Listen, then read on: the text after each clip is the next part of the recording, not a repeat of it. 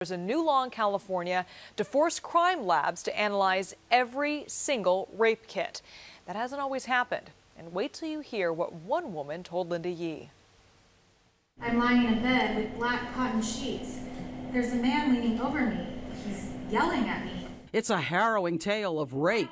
Heather Marlowe's story. She wrote and stars in the one-act play. It's not just about the horror of being drugged and raped by a stranger at a post-Beta Breakers race party in 2010, but the hours and years after it, starting with the humiliation of being swabbed for the attacker's DNA. Your body is treated like a crime scene.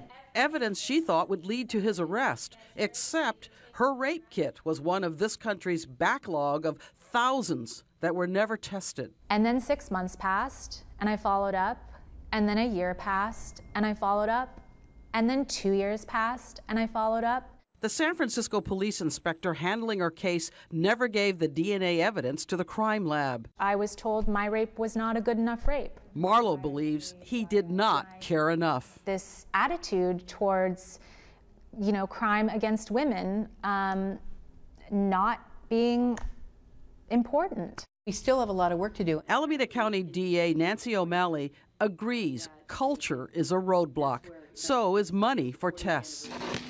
O'Malley's own county had nearly 2,000 rape kits sitting on a shelf that are finally being analyzed. In the first 325 tested, 62% matched a known offender. It's the kind of crime that really impacts people at the core of their existence.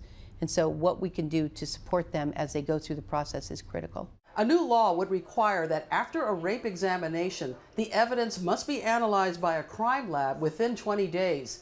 And DA O'Malley is working with the FBI to streamline the uploading of those results in a national database. All I have are these bruises, this vomit, these fluids, the only proof that something horrible happened to me. It took Marlowe's play to get results. An audience member with connections forced San Francisco police to finally test her rape kit 4 years after the crime. The department admits 753 rape kits were ignored and are now getting analyzed. Their policy now requires all new kits sent to a crime lab in 72 hours. It's easy to look back with a lens toward we should have, could have, and did do it, but we have to look at it here and now. And we're addressing those past issues today. I felt the haze start to lift. Marlowe hopes to write a better ending to her story. So far, no hits from her test results. Her rapist is still out there.